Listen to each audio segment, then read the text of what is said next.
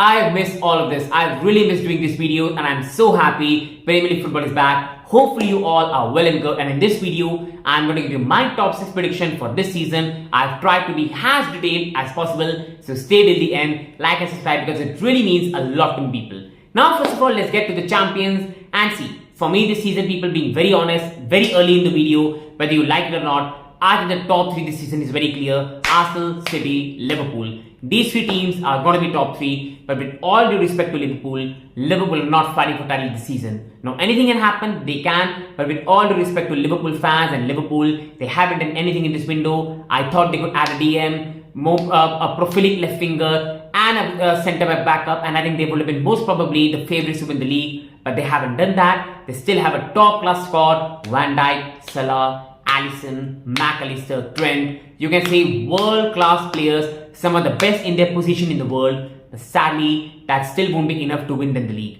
That's the only thing about Liverpool. They're going to nicely finish third, but they just are too much better than the rest, but they're too much behind the top 2. Now coming on to the top 2, which team is going to win the league and why? And see, as a Chelsea fan myself, it really hurts me, but I think this could be the season of Arsenal. But again, I'm making this video right now. I don't know whether Arsenal deals go through or not, but I think if they're adding Marino and a striker, they've already covered the side. Now in midfield, they're going to have Partey, Jorginho, Marino, Rice. They have at the centre-back position, Gabriel, Saliba. Califury can play on the left and in the centre. Ben White, Timber. They've got Dryer in the goalkeeping department. Ramsdale is still there. You've got Gabriel Jesus now, who if a striker comes can be a backup to Saka. You've got Trossard, Martinelli, Havertz and another striker. That team is absolutely stacked. They can compete in all competitions. They nearly won the league last season, nearly won the league before. But this season, they have the more motivation. They have filled every, you can see the weak gap in the team. And right now, they have more motivation. The team is defensively the best in the league. The structure is good. The motivation is good. They have filled each and every weak point in the team. And right now, other than you can say sadly throwing it away, or if Manchester City surprises and do some business later on, I think Arsenal are looking still the most stacked team to win the league. City will still compete for the title. City are still one of the best teams in the world. Bernardo Silva, Foden, Haaland, yes, Alvarez is gone, but there's still talented players in their own team like Oscar Bob who can get chances this season. They still have Ruben Diaz,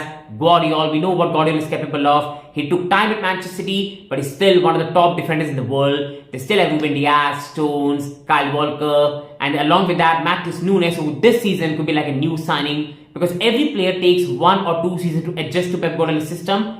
But we know then what can happen. And this season, it could be Nunes, it could be like a new signing. And again, City is still one of the best teams. But the only thing is, City have not done any activity in the window. Still, KDB this season, how much fit will he stay? And along with that, Alvarez going, the backups to Haaland. So in that way, Arsenal are much more stacked than City. And along with that, City have won 4 in a row. To do it 5 times in a row is absolutely crazy. Now, I know Pep Guardiola is one of the greatest managers in the world. And if there's any manager can do that, Pep Guardiola will be one of them. But I think winning 5 times in a row is a task that will even be too difficult for him in such a competitive league, especially against a team and a manager that's so hungry for success.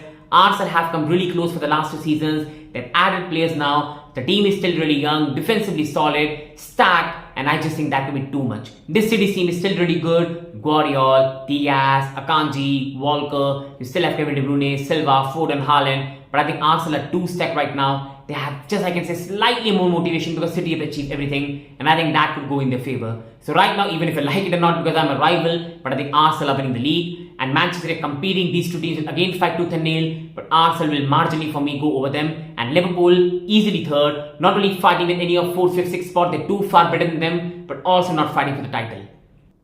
Now you go down to the table. You see Chelsea, Tottenham, Newcastle, United, West Ham, Aston Villa. And this could be a battle which could be very, very tight this season. And it's not easy to predict. Each and every person will go with different prediction, different teams because it's not easy to predict. You've got Manchester United signing new players, going on a new era. You've got Tottenham who haven't signed a lot but brought Solanke this season. Really started the season when last time. Chelsea again, they're still signing players and again, some people are liking it, some people aren't, some people are calling it chaos, some people are saying they can surprise everyone. You've got Aston Villa adding Amadou Onana, they've added Riyad Mahrez, Newcastle this season, no European commitments, they will have 1 game a week, they could be absolutely rested and energetic. Then you've got West Ham adding Fulkrug, Tillman, Todibo, Van Bissaka and looking really good this season. And again, the league is tight in these positions. But first, let's get to the which teams are going to finish in 4th, 5th, 6th. And I still believe Chelsea, Tottenham, Manchester United have the edge over other teams. Now, quickly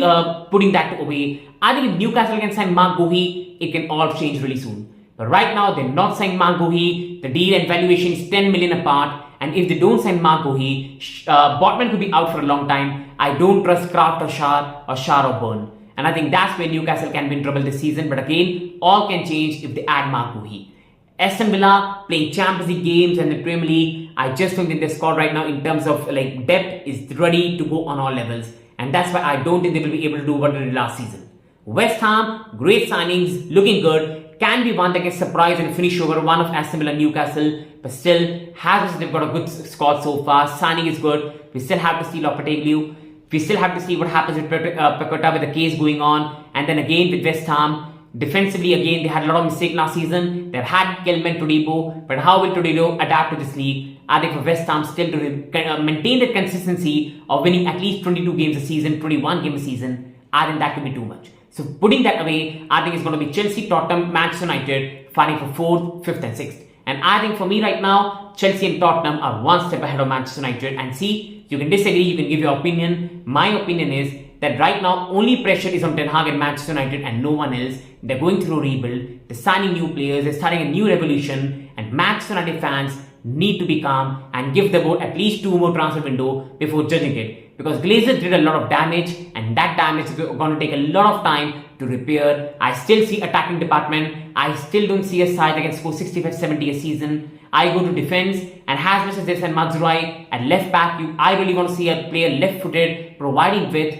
and I don't think that's really going to happen. And in midfield, if they don't get a Ugarte deal through, the midfield is still looking really suspect this season. So that's where I think United could become a bit short. But they have Europa League, they have a manager who really relishes himself in cup competitions, and that could be a way for them to get back in the Champions League. And Europa League this season is really big possibility for United to really go on and win it. So I think that's why they're going to be 6th. And now coming to Tottenham and Chelsea, I have to say honestly, Tottenham have a better starting 11 than us, but I think we have a better squad than them, and that's where I think we'll edge them. See, this season is a big pressure season for us. We have to get at least Europa League qualification or our process is in trouble. There's no pressure on Enzo Maresca, but there's a lot of pressure on the board and the sporting directors, and we have to at least get Europa League, and I think we can go even above that and get Champions League. Why I do think that? Tottenham's starting 11 is fantastic. Poro, Udogi, Van de Ven, Romero, Vicario, Sarr, Bissouma, Kulusevski. You've got Son, Madison, Solanke. Good goals,